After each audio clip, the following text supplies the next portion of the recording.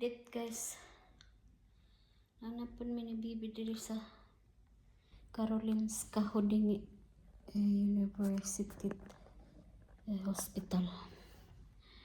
Kay nag-tik na pod ko sa ako ang bibi kay katulog ko na kayo. Nag-tik na pod ko sa ako ang special treatment. Tapos ginoo ko. Nasa ba man ni man gitawagan ko sa doktor na ko gahapon sa hapon kay mo lagi na paadtoon ko sa emergency kay ang ako ang thrombocyter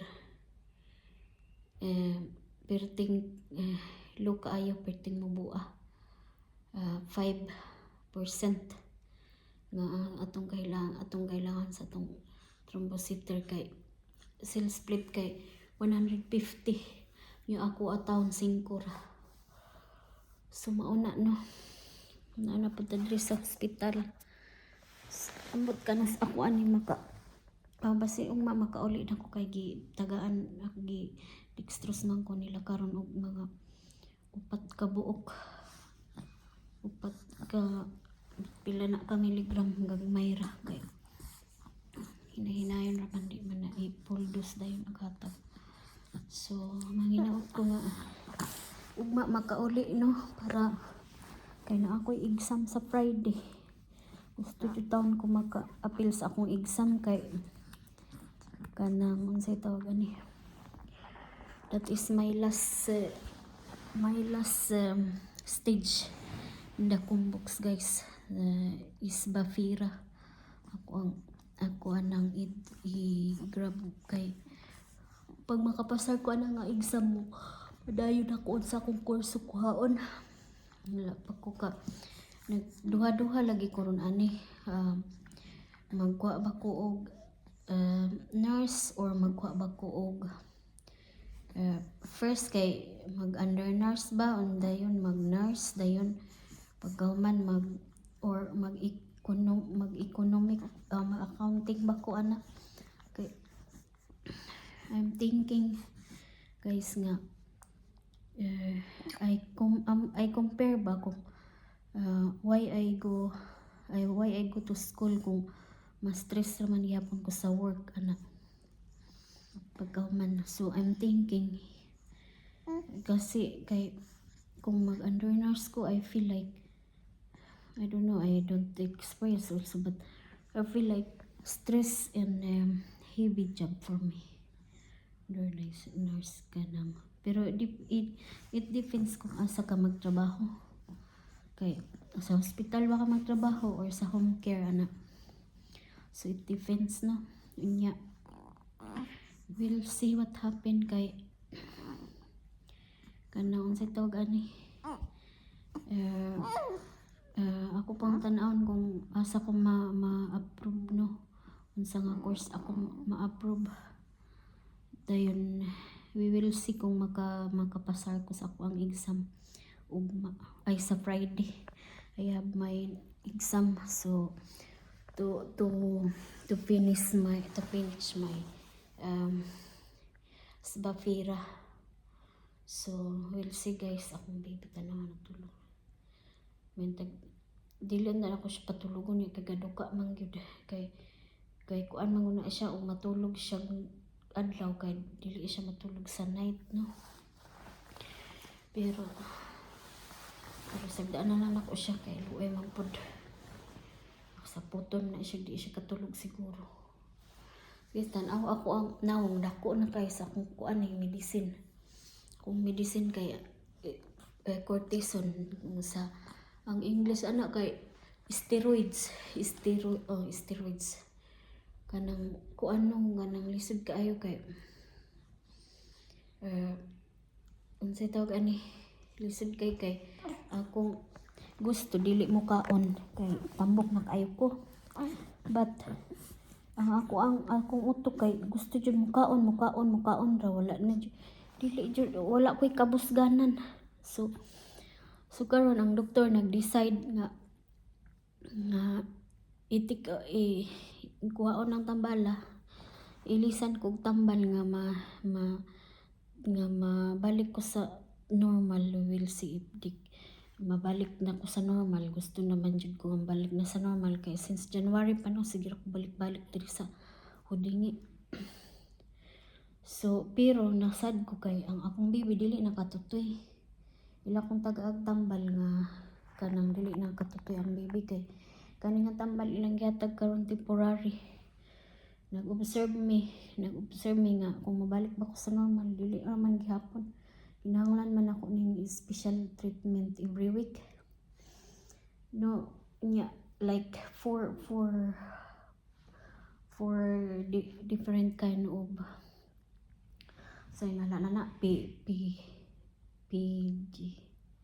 say ngala na to PGBin basta something like that kanang special treatment to siya kanang batil upat ka buok dayon magtika ko ato every once a week dayon ginamonitor nila akong dugo before kay 2 times a week karon kay once a week na lang dayon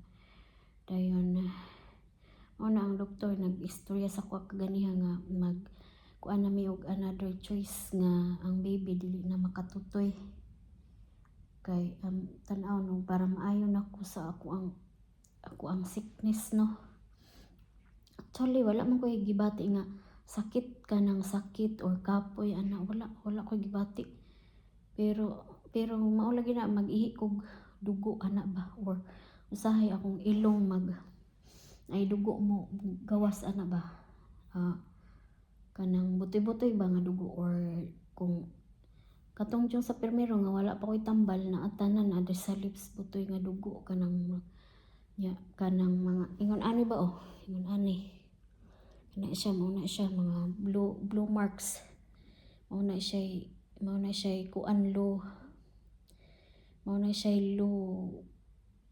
unsa mi tawag ni low thrombocyte basta ako mauna ako ang sickness kanang katingalahan kay kuan kanang very dangerous siya guys dili ka pwede masamad kay masamad ka dili na mo undang ang dugo until you die like that you bleeding to death ana or dili ka pwede mabunggo imong ulo or madagma ka na kay kasi isa imong ulo mag-bleed dito sulod ana matay ka basta lisod kay akong sakit to sabot ani sa nishing nung naingon ani ko but dili man siya cancer sa dugo so it's okay I can still kanang alive no but I need the right medicine so I can feel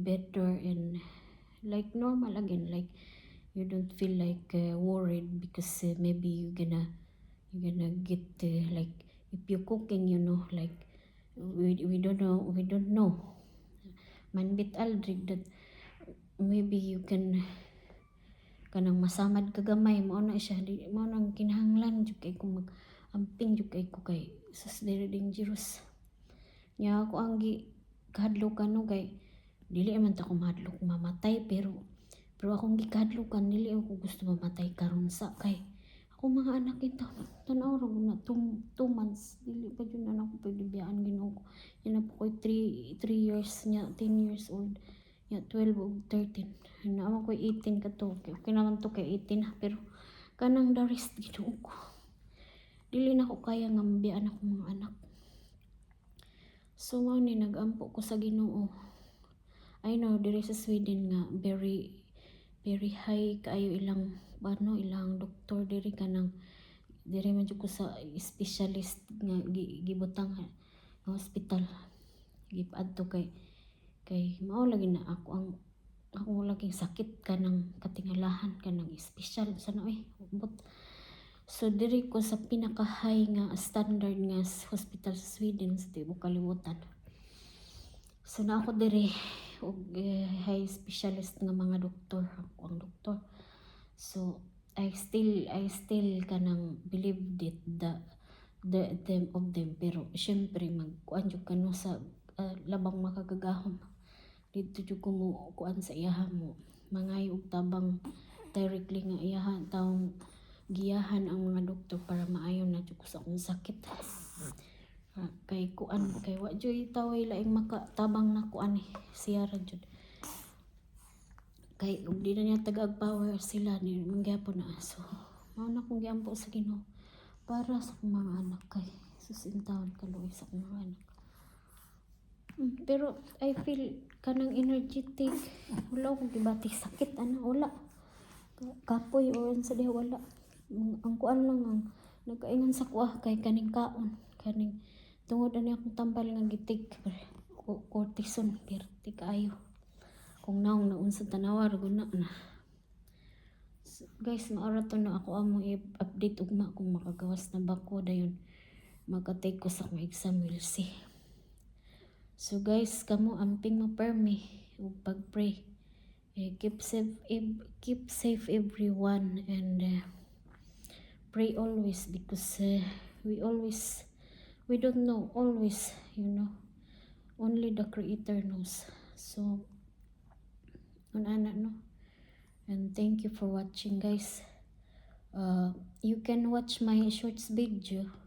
Akong mga shorts there is kanang about financing, how to live, kanang maka-learn mo unsaon kay para na akong mga shorts video dayon kaning mga long form na ko about my family ana.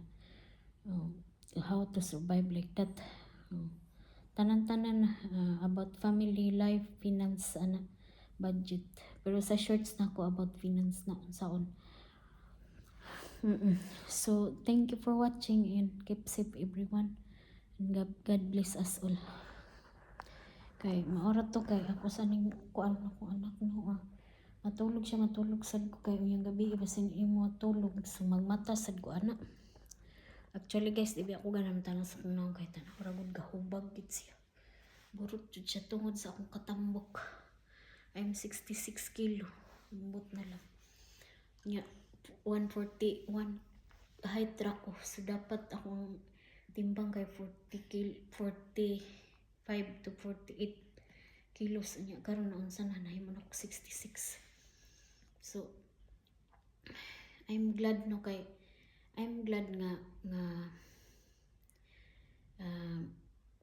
maayo na ko puhon but nya dayon mag gym ko kay para dili na kay ko tambok. But I'm sad also on another side because he need to stop breastfeed. I want him to breastfeed but I cannot fight that anymore because I need my health first so I can take care of my whole family. But anyway guys, thank you for watching and God bless. Keep safe everyone.